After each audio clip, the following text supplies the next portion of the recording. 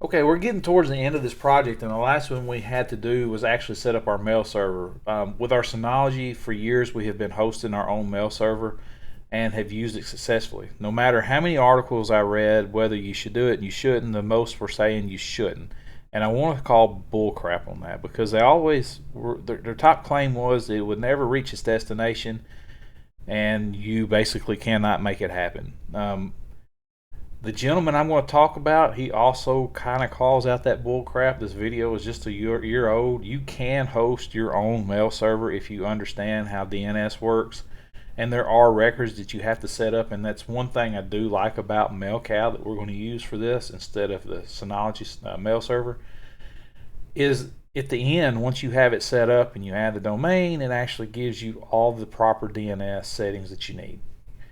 There is one thing I do want to point out. I have recently purchased a domain from Squarespace. And we all know that Google that Google sold Google domains to Squarespace. And when I was setting these new records up with the new domain that I purchased, they don't offer PTR records, and that is a very important part of being able to get mail delivered. It just basically is saying yes, this domain points to this IP address, and you have to have it because at the end, the gentleman, excuse me, let me get a drink before we go on. This is only about the third take of this video. So the gentleman says he gives you a website to go to do a score, basically on what your mail server looks like, and you send a test email from it to their server. It analyzes it and comes back and says, "Hey, this is what's wrong. These are what you need to do to and actually improve on your DNS records to ensure delivery." I scored like a 4.8, and one of the biggest key factor is because I did not have that PTR record in my DNS. And Squarespace, I have no idea, since you bought Google domains, why on earth you do not allow PTR records. Google does, and I hope to goodness you will add that in, because if I migrate from Google domains over to you and I lose those records, the other couple of mail servers, not mail servers, but mail systems that I have set up within MailCow will not work, or once I move them over to MailCow will not work because the PTR records are missing. I did run a test email and did send it, and it did get delivered to Gmail, but it still balks at the fact that I don't have that PTR record. So I did contact Squarespace via email because that seems to be the only way to get a hold of them. I don't believe I've heard back from them. I'll have to rummage through the million emails I get a day on this one account that I use for non-personal stuff, and we'll see what they say. If they don't give the ability to add PTR records, I will have to move away from them and find a provider that does. So let's do a little quick rundown real quick of what we did. We're running this on a VM. Yeah, I probably could have run one VM and multiple Dockers, but I'm still new to Docker and how the actual inner workings of the networking works. I've heard the horror stories from a coworker. He has Dockers, that's all he runs, and he can never get them work. So I kind of run separate VMs. I make the VMs small, no more than what they need, or the recommendations for the program. So the system is a pretty monstrous system, so I have plenty of resources to run VMs. But it does run in its own Docker. This guy right here from OpenTac, he lays the groundwork. It's probably one of the best videos I have seen on how to set up MailCow. So my hat's off to you. I take no credit for this. This video is spot on. I love it because he walks you through from all the prerequisites to securing the server, to installing MailCow, testing your DNS records. I mean, just the works. This guy goes over it step by step. He lays it out, even on his GitHub page.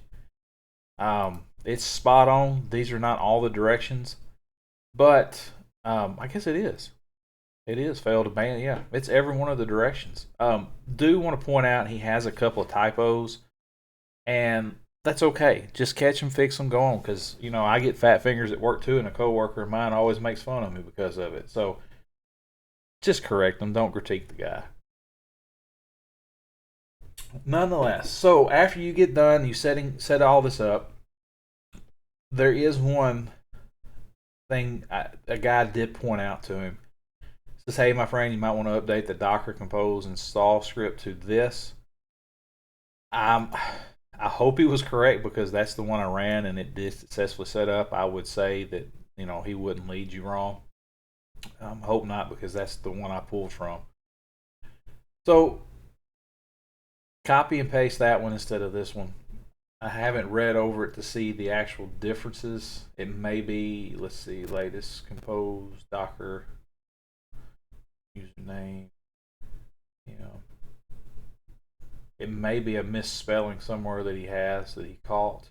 I don't know, but nonetheless, it worked. MailCal is up and running, but there is one part I stopped on this video that I wanted to talk about real quick. So you see in the MailCal config. Stop. Dadgummit. The MailCal config is something you need to go in and modify because MailCal uses its own Let's Encrypt server to get certificates.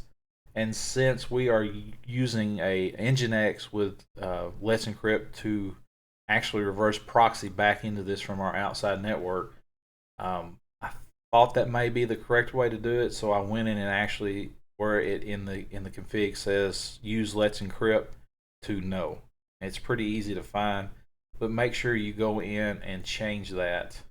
You can see it's under the OPT folder, so that's where that is stored. And OpenTech gives you a good reason why it's all put there. This is where Christian does it as well. So, nonetheless, between these two videos right here, you can get MailCal up and going, your DNS records correct, and actually be able to send to Gmail and any other server. I actually sent one to Microsoft Office 365 to my work account, and it got delivered, even though I don't have a pointer record. So,